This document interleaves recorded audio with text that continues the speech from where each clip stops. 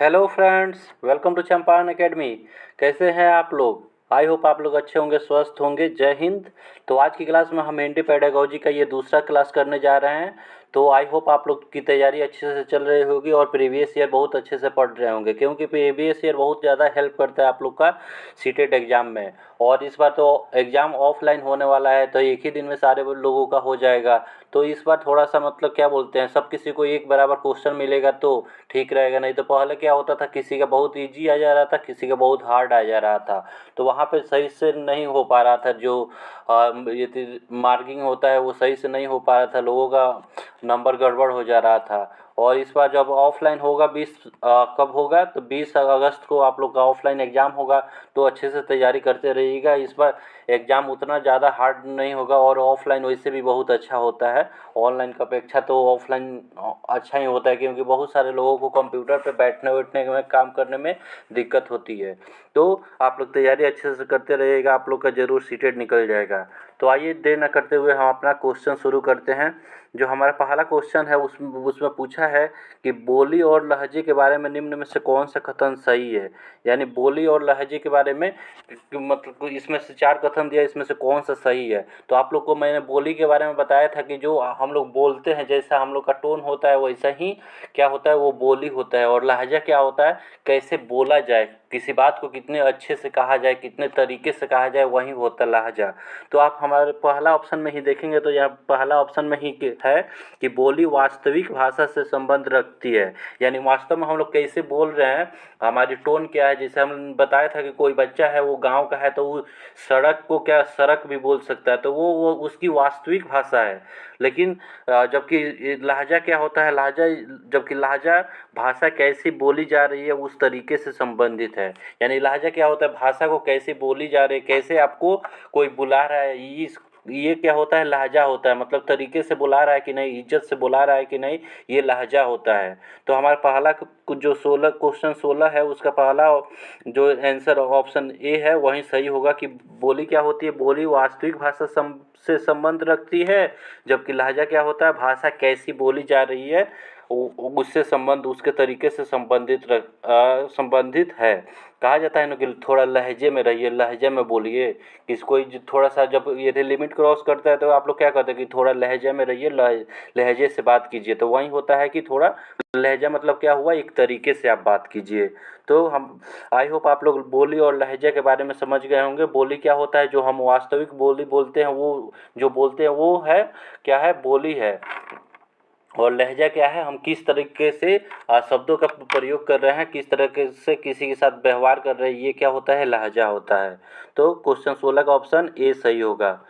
Question 17 में दिया है कि निपुण भारत मिशन का उद्देश्य एक ऐसे लक्ष्य के रूप में सुनिश्चित किया गया है जिसमें वर्ष 2026-27 तक पूरा करना है। कक्षा एक, इसमें किस में कक्षा एक के बारे में पूछा है। कक्षा एक में साक्षरता के लक्ष्य इस तरह रखे गए हैं कि बच्चे, यानी कक्षा एक के बच्चे, जो क्लास 1 के बच्चे होंगे, उन लोगों के लिए निपुण भारत में क्या क्या लक्ष्य रखा गया है। तो उन लोगों के लिए लक्ष्य रखा गया है, यहाँ पर ऑप्शन बी में देखेंगे तो इसमें आया है कि आयु उपयुक्त अपरिचित पाठ्य सामग्री में आए कम से कम 4 से 5 सरल शब्द वाले छोटे वाक्य पढ़ पाएंगे। यानी बच्चे क्या होंगे, जो वो नहीं जानते हैं, वैसे मतलब वैसे कथा कहानी जो नहीं जानते हैं, लेकिन उसमें का जो शब्द है, जो 4-5 छोटा छोटा शब्द होता है ना, जैसे राम आम खाता है, सीता जाती है, मोहन घर जाता है, ये सारे क्या है, छोटे छोटे वाक्य है। तो बच्चे ये 4-5 सरल वाक्य वाले बच्चे क्या होंगे, ये मतलब जो 4-5 वाक्य के छोटे छोटे शब्द का जो वाक्य है उसको क्या करेंगे, बच्चे पढ़ पाएंगे। तो वही कहा गया है कि आयु उपयुक्त अपरिचित पाठ्य सामग्री में आए कम से कम 4 से 5 सरल शब्द वाले छोटे वाक्य पढ़ पाएंगे। ये किन बच्चों के लिए था, ये क्लास 1 के लिए था ये। तो हमारा 17 का राइट आंसर क्या होगा, 17 का राइट आंसर बी होगा। 18 में क्वेश्चन 18 में दिया है कि कक्षा 3 की अध्यापिका को अपने विद्यार्थियों के श्रवण कौशल का आकलन करना है। श्रवण कौशल मतलब क्या होता है, जो सुनने की जो कौशल है, सुनने की जो मतलब बच्चे सुन पा रहे हैं कि नहीं। तो इसके लिए किस गतिविधि का संचालन करना चाहिए।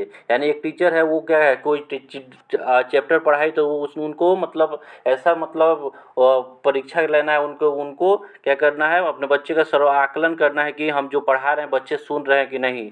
तो उसके लिए उस टीचर को क्या करना चाहिए, कौन सी गतिविधि का संचालन करना चाहिए। तो हमारे पास पहला ऑप्शन है, उसमें लिखा है कि पढ़ाई गई सामग्री से शब्दों का अर्थ बताने के लिए कहना। और ऑप्शन बी क्या है, सुनाई गई कहानी पर चित्र बनाने के लिए कहना। ऑप्शन सी हमारे पास है, ऑप्शन सी में है विद्यार्थियों को 4-5 वाक्य स्वयं का परिचय देने के लिए कहना। और डी में क्या है, दिखाए गए चित्र का 3 वाक्यों में वर्णन के लिए कहना। तो देखिए जो ये ऑप्शन डी है, दिखाए गए चित्र का वर्णन करना, ये तो कभी होगा ही नहीं, क्योंकि यहाँ पर क्या चित्र दिखा के और उसके बारे में वर्णन करना मतलब उसके बारे में बताना कहने से क्या होगा, श्रवण कौशल का एक यदि आकलन होगा, नहीं होगा, बिल्कुल नहीं होगा। और जो बी है जो ऑप्शन सी है उसमें क्या है, विद्यार्थियों को 4-5 वाक्यों में स्वयं का परिचय देने के लिए कहना। इसमें श्रवण कौशल का कैसे विकास होगा, बच्चे अपने बारे में जानते ही हैं तो वो क्या करेंगे, वो फटाफट बता देंगे कि हाँ मेरा नाम ये है, मेरे पिताजी का नाम ये है, मेरा घर यहाँ पे है। तो इसमें श्रवण कौशल का विकास नहीं हुआ, क्योंकि टीचर जो पढ़ाई है उसका आकलन करना है कि बच्चे सुन रहे थे कि नहीं। हमारे पास ऑप्शन बी क्या है, हमारे पास ऑप्शन बी में सुनाई गई कहानी पर चित्र बनाने के लिए कहना। और ये ऑप्शन ए में है पढ़ाई गई सामग्री से शब्दों का अर्थ बताने के लिए कहना।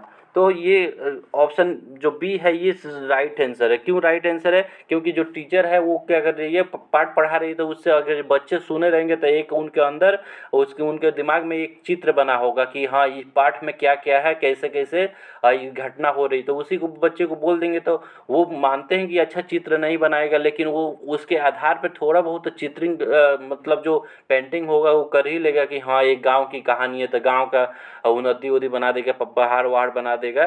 तो यही है कि जो बच्चे क्या है, कहानी अगर सुने रहेंगे तो उस पर एक क्या उसको बोला जाता है ना, स्केच टाइप पे चित्र बना देंगे। तो हमारा ऑप्शन बी ही सही है। ऑप्शन ए सही क्यों नहीं है, क्योंकि शब्दों का अर्थ पूछने से क्या होगा, बच्चे हो सकता है कि जो शब्द पाठ में आया है वो पहले से जानते हो, तो इससे तो ये आकलन नहीं होगा ना कि बच्चे ने उस पाठ को सुना है कि नहीं। और मान लेते हैं कि कोई शब्द आया है अच्छा, तो बच्चे अच्छे के बारे में पहले से जानते थे, ये नहीं है कि आज पहली बार जान रहे हैं। तो अर्थ पूछने से भी आकलन नहीं हो पाएगा। तो हमारा राइट आंसर क्या होगा, सुनाई गई कहानी पर चित्र बनाने के लिए कहना। यानी जो टीचर ने पढ़ाया है उस पर बच्चे को क्या कहेंगे कि आप एक चित्र बनाइए, एक रफ स्केच बनाइए। तो हमारा राइट आंसर बी होगा। क्वेश्चन 19 में है कि एक बालिका अपनी पसंद की कहानी की पुस्तक पढ़ रही है, इस प्रकार के पाठन को क्या कहेंगे। यानी ये जो बालिका है, जो लड़की है, वो क्या कर रही है, अपने मन पसंदीदा कहानी पढ़ रही है। बचपन में आप लोग भी चंपक और बहुत सारा छोटा जो कॉमिक्स आते थे, अभी तो मोबाइल आ जाने की वजह से ये सब नहीं आ रहे, हम लोग बहुत ज़्यादा चंपक ये सब बाल पत्रिका पढ़े हैं तो बहुत मज़ा आता था। तो उसको क्या करते थे, हम बहुत विस्तार से पढ़ते थे। क्यों विस्तार से पढ़ते थे, ताकि कहानी एकदम पूरा इंजॉय कर सके। यानी कोई भी जब भी होगा तो हमारा क्या होता है, जब हम कोई भी अपने मन पसंदीदा कहानी पढ़ते हैं तो क्या करते हैं, विस्तार से पढ़ते हैं। जो सरसरी तौर पे पढ़ने वाले को क्या कहते हैं, सरसरी तौर पे वो पढ़ते हैं, मतलब ऊपर ऊपर देख लेंगे, को बस वो ओवरव्यू लेना चाहेंगे कि इसमें हुआ क्या है। तो सरसरी तौर पे वो लोग पढ़ते हैं। बारीकी से वो लोग पढ़ते हैं जो क्या करते हैं, बारीकी से वो लोग पढ़ते हैं जो किसी से मतलब उसका बहुत अच्छे से गहन अर्थ निकालना चाहते हैं, उसके बारे में बहुत अच्छे से समझना चाहते हैं, वो लोग क्या करते हैं, जो लोग अच्छे से समझना चाहते हैं वो गहन पठन करते हैं। और जो लोग किसी उसमें से विशेष मतलब शब्द का अर्थ समझना चाहते हैं, विशेष शब्द चुनना चाहते हैं, वो बारीकी से पढ़ते हैं। यानी बारीकी से कौन पढ़ते हैं, बारीकी से वो लोग पढ़ते हैं जिनको क्या करना है कि उसमें से कुछ अर्थ निकालना, कोई शब्द चुनना है। गहन वो पढ़ते हैं जिनको उसके बारे में बहुत ज़्यादा नॉलेज लेना है। सरसरी तौर पर वो लोग पढ़ते हैं जो क्या करते हैं, जो सरसरी तौर पर वो पढ़ते हैं जो उसका वो एक ओवरव्यू लेना है कि हाँ कहानी में क्या क्या है। जैसे पेपर आता है तो लोग ऊपर पढ़ लेते हैं कि हाँ हेडलाइन पढ़ लेंगे तो उससे क्या पता चल जाएगा कि अंदर क्या है। और विस्तृत वो लोग पढ़ते हैं जो ये थे क्या मज़े के लिए पढ़ते हैं, अपने पसंद के लिए पढ़ते हैं, अपने इंजॉयमेंट के लिए पढ़ते हैं। वो क्या करते हैं, विस्तृत पठन करते हैं। तो आई होप आप ये चारों ऑप्शन समझ गए होंगे। कभी भी पूछेगा कि क्या कोई ये थी सरसरी तौर पर पढ़ रहा था, क्यों पढ़ रहा है, क्योंकि वो ओवरव्यू लेने के लिए। गहन पठन क्यों कर रहा है, तो क्योंकि उसमें अंदर क्या मीनिंग छुपा है उसके समझने के लिए। बारीकी से क्यों पढ़ रहा है, तो उस बारीकी से इसलिए पढ़ रहा है क्योंकि उसमें से उसको कोई शब्द चाहिए, कोई अर्थ चाहिए, इसलिए बारीकी से पढ़ रहा है। तो 19 का हमारा क्या राइट आंसर होगा? 19 का होगा हमारा डी होगा, विस्तृत पठन। जो 20 है, क्वेश्चन नंबर 20 है, उसमें दिया है कक्षा 4 की अध्यापिका प्रक्रिया आधारित लेखन उपागम का प्रयोग कर रही है। लेखन पूर्व गतिविधि के दौरान वह किस युक्ति का अनुसरण कर सकती है। यानी एक टीचर है, वो क्या कर रही है, वो मतलब बच्चों को लिखने के लिए कुछ ये थी प्रयोग करना चाहती है, तो उस लिखने से पहले वो कौन सा गतिविधि कर सकती है। तो वो क्या कर सकती है, वो ब्रेन स्टॉर्मिंग कर सकती है, मानस मंथन कर सकती है। क्योंकि जब ब्रेन, पहले समझना होगा कि हमें ब्रेन स्टॉर्मिंग क्या होता है। तो ब्रेन स्टॉर्मिंग होता है कि कागज कोई भी मतलब टॉपिक हो गया, उस पर मतलब कैसे प्लानिंग किया जाए, कैसे उसको प्लान किया जाए पढ़ाने के लिए, उसमें क्या क्या चीज़ें डाली जाए, उसको कहते हैं ब्रेन।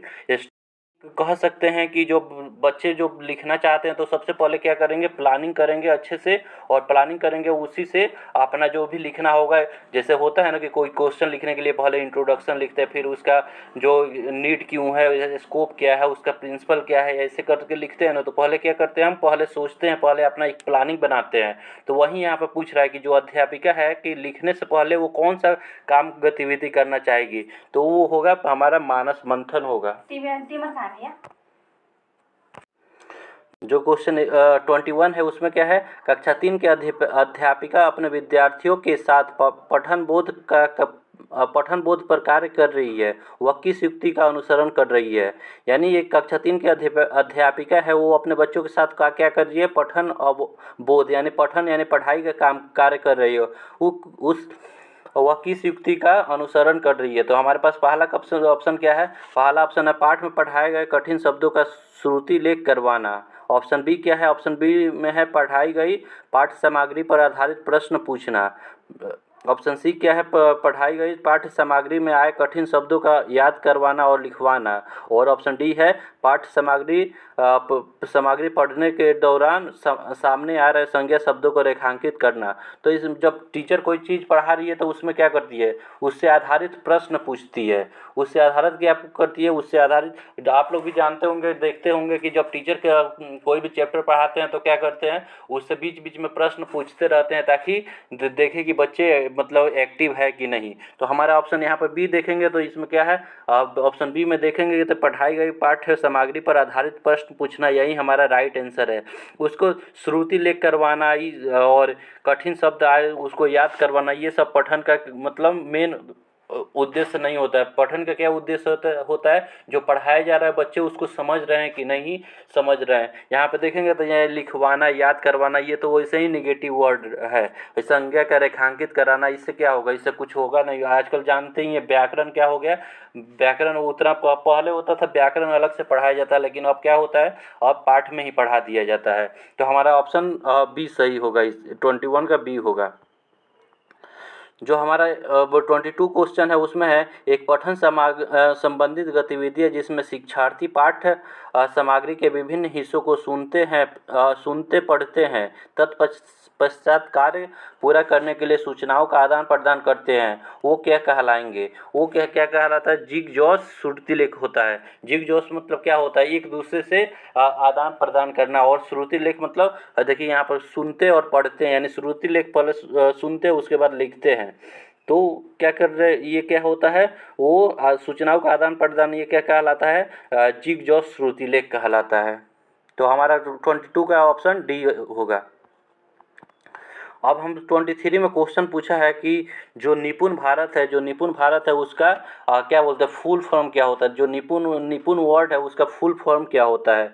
तो हमारा जो निपुण वर्ड है यहाँ पे, ये निपुण वर्ड है, इसका फुल फॉर्म पूछा है। तो इसका क्या होता है, हमारा ऑप्शन बी में है national initiative for proficiency in reading with understanding and numeracy.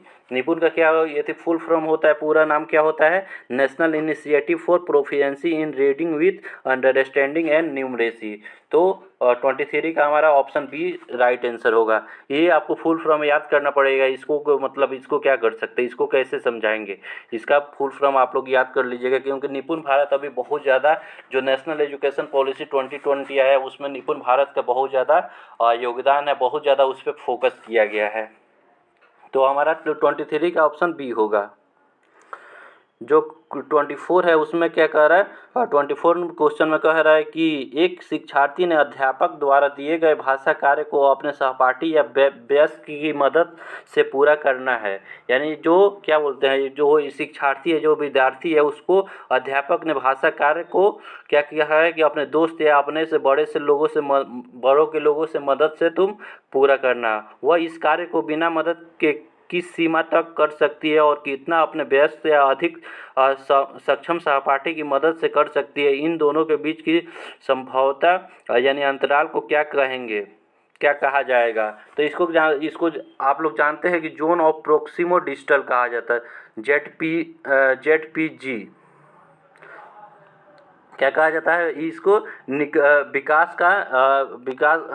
निकटस्थ विकास का क्षेत्र इसको कहा जाता है, जोन ऑफ प्रोक्सिमो डिस्टल। यानी कोई बच्चा है वो कहाँ तक कर सकता है, मतलब एक बच्चा है और ये क्लास 5 का है तो वो क्या करेगा, अपने मतलब थोड़ा सा मेहनत करेगा तो वो क्लास 5 का कोई बच्चा है तो क्लास 6 का वो मतलब जो मैथ है वो सॉल्व कर लेगा, कक्षा 4 का तो कर ही लेगा, लेकिन वो आगे कोई क्लास 6 का कर सकता है, लेकिन उसको थोड़ा सा और कोई उसके सहपाठी हो गए, उसके टीचर हो गए, उसके घर वाले बड़े हो गए, वो क्या करेंगे, वो क्या होगा, और जो उन लोगों को वो लोग हेल्प करेंगे तो क्या करेंगे, बच्चा हो सकता है 7 का भी थोड़ा सा मतलब सॉल्व कर ले, वहाँ पे भी दिमाग लगा ले, 8 वाला भी कर ले, मतलब बच्चा जो है वो यहाँ पे है अपना थोड़ा सा थोड़ा सा इसको बड़ा कर लेते हैं, 1 मिनट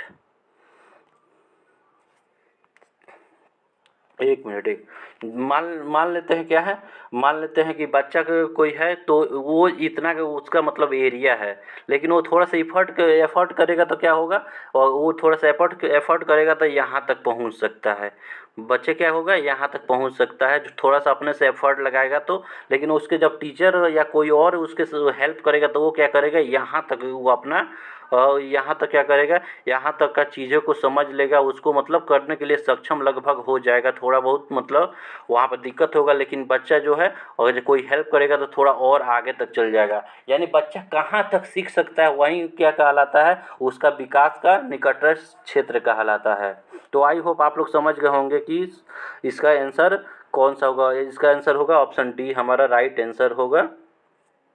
कौन सा हमारा राइट आंसर हमारा कौन सा होगा, ऑप्शन डी होगा। 25 में क्या है, 25 में पूछा है कि मुद्रित समृद्ध परिवेश का सृजन भाषा अधिगम में मदद करता है।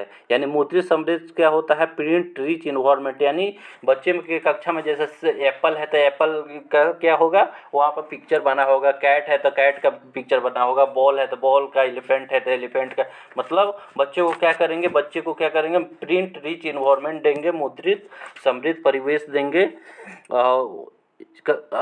कक्षा के इस प्रकार का परिवेश सृजन करने के लिए अध्यापक को क्या करना चाहिए, यानी प्रिंट रिच इन्वायरमेंट के लिए अध्यापक यानी जो टीचर है उसको क्या करना चाहिए। तो हमारा देखेंगे यहाँ पर ऑप्शन ए में इसका राइट आंसर होगा, कह रहा है कि विद्यार्थियों को पुस्तक व अन्य पाठ्य सामग्री पढ़ने के लिए अवसर देना चाहिए। यानी बच्चे देखते हैं कि बच्चे को और किताब तो पढ़ना ही देना चाहिए, किताब में चित्र होता है, सब कुछ होता है, उसके साथ साथ क्या होता है, अन्य पाठ्य सामग्री, यानी जो और भी चीज़ें जो पढ़ने योग्य, जैसे बच्चे होते हैं वो क्या होते हैं, वो कॉमिक्स पढ़ने में बहुत उनको मज़ा आता है, तो ये सब उनको पढ़ने देना चाहिए, इससे क्या होगा, उनका जो विकास है वो अच्छे से होगा। तो हमारा क्या 25 का होगा, 25 का ऑप्शन ए राइट आंसर होगा। आगे देखेंगे तो को क्वेश्चन 26 है, 26 में पूछा है कि निम्नलिखित में से कौन सा क्रम प्रथम भाषा अर्जन के चरणों में सही क्रम है। यानी भाषा अर्जन के संबंध में कौन सा कैसे बच्चे भाषा सीखते हैं। तो हमारा देखेंगे बलबलाना 2 शब्दीय वाक्य चरण, 1 शब्दीय वाक्य चरण, संक्षिप्त वाक्य चरण। ऐसे ही करके ऑप्शन डी तक दिया हुआ है। तो हमारा इसका पता नहीं सीबीएसई वालों ने ये ऑप्शन ए कैसे राइट आंसर दिए हैं, क्योंकि देखिए बलबलाना तो पहले होगा। बच्चे क्या होते हैं, पहले बलबलाते हैं, तब एक शब्दीय वाक्य का इसका उपयोग करते हैं। एक शब्द करेंगे तब तो दो शब्द पे जाएंगे, कि पहले दो शब्द कर लेंगे तब एक शब्द पे आएंगे। तो पता ना सीटेड वाले ने इसका ऑप्शन ए कैसे राइट आंसर दिया है, जबकि इसका राइट ऑप्शन क्या होगा, बी होगा। बलबलाना, पहले बलबलाएगा, फिर एक शब्द वाला वो वाक्य बोलेगा, फिर दो शब्दीय वाक्य बोलेगा, फिर संक्षिप्त क्या बोलते हैं, संक्षिप्त वाक्य चरण बोलेगा। तो मेरे हिसाब से ऑप्शन बी इसका राइट आंसर होगा। सीटेड वाले ने ऑप्शन ए राइट आंसर दिया है। तो आप ही लोग देखिएगा, आप लोग को क्या लगता है। जो क्वेश्चन 27 है उसमें क्या है, यह विचार है कि मनुष्य सहजात भाषा अर्जन उपकरण के साथ जन्म लेता है, किसके द्वारा प्रतिपादन है। यानी ये कह रहा है कि जो बच्चा है वो क्या होता है, वो जन्मजात उसके अंदर क्या होता है, भाषा अर्जन यंत्र होता है, उपकरण होता है। तो ये किसने कहा था, तो ये नोम चॉम्स्की जो थे उन्होंने कहा था। तो हमारा राइट ऑप्शन क्या होगा, हमारा राइट ऑप्शन बी होगा। 27 का क्या होगा, हमारा बी होगा। क्वेश्चन 28 में है कि क्वेश्चन 28 में पूछा गया है कि नए शब्द जो होता है समझाती है और उसका प्रयोग करती है, यह रूबिका किसका आकलन करेगा। यानी ये रूबिक जो है ये किसका आकलन करेगा। यानी कोई बच्चा है वो नए जो शब्द है उसको समझता है और उसका प्रयोग भी करता है, तो ये क्या कहलाएगा, तो ये हमारा शब्द भंडार कहलाता है। कि उसके पास शब्द का भंडार है और वो जहाँ पे जैसे उसको वर्ड चाहिए, वो जैसे उसको जिस हिसाब से उसको वर्ड चाहिए, जिस सिचुएशन में उसको वर्ड चाहिए, वो वर्ड को क्या करता है, लेता है और उसका यूज करता है, उसका प्रयोग करता है। तो क्वेश्चन 28 का हमारा राइट आंसर क्या होगा, क्वेश्चन 8 का होगा डी। क्वेश्चन 29 देखेंगे तो क्वेश्चन 29 में पूछा है, निम्नलिखित में से कौन सी गतिविधि बच्चों के वाचन कौशल का आकलन करने हेतु प्रयुक्त नहीं की जानी चाहिए। यानी वाचन यानी बोलने का कौशल का आकलन यहाँ पर देखिएगा, यहाँ पर क्या है, नहीं पूछा है। नहीं पूछा है मतलब बच्चे मतलब वाचन मतलब क्या होता है, वाचन मतलब होता है बोलना। बोलने के आकलन के लिए प्रयुक्त नहीं की जानी चाहिए। तो हमारे पास पहला ऑप्शन क्या है, पहला पास पढ़ाए गए पाठ्य के शब्दों का अर्थ बताना। ऑप्शन बी में है, आप जिन परिधानों को बहुत पसंद करती है उसके बारे में बताओ।